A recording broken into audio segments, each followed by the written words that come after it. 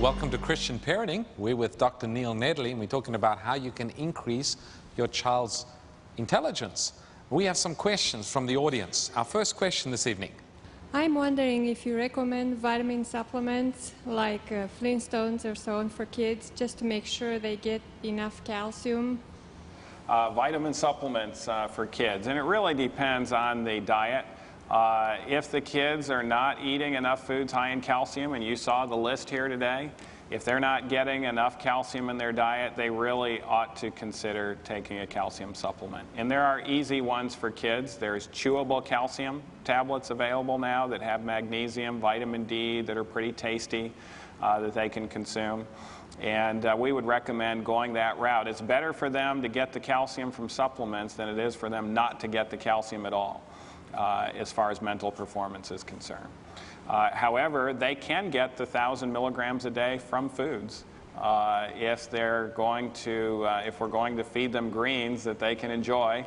And by the way, studies also show that if they see adults enjoying greens and having smiles on their faces and commenting about it, it takes about 7 to 14 exposures for them to see adults do it, and then they're going to try it themselves.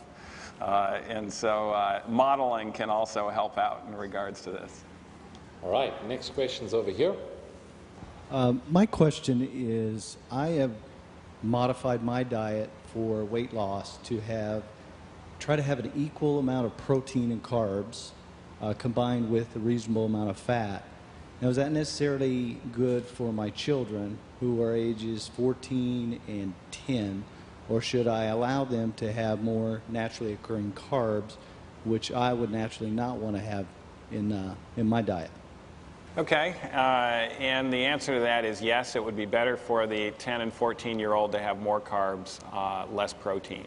And there's actually some very good studies showing that when we lower the protein in the diet and raise the carbs, we actually get more tryptophan into the brain.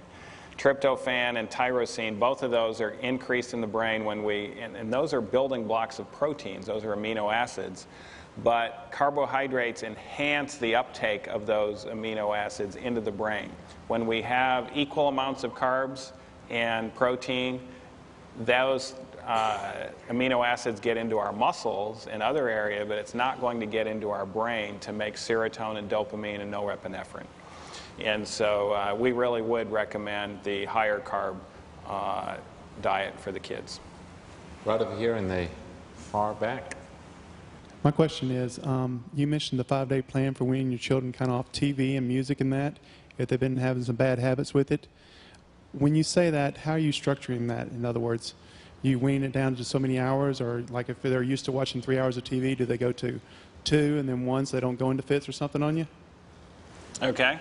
How would we withdraw a child from television? Actually, studies show that it's best to withdraw a child from television like we would withdraw an adult from tobacco or alcohol.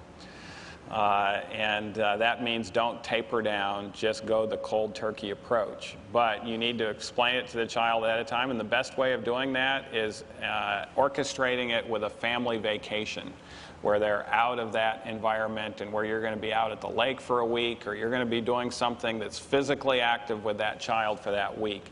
And it'll be a whole lot easier when they're out in nature, when they're out hiking, when they're working, when they're sweating, when you're incorporating worship as part of that scene, to get that week 1. And then when they come back to the home, to institute a far different rule system and principle system in regards to TV in the home.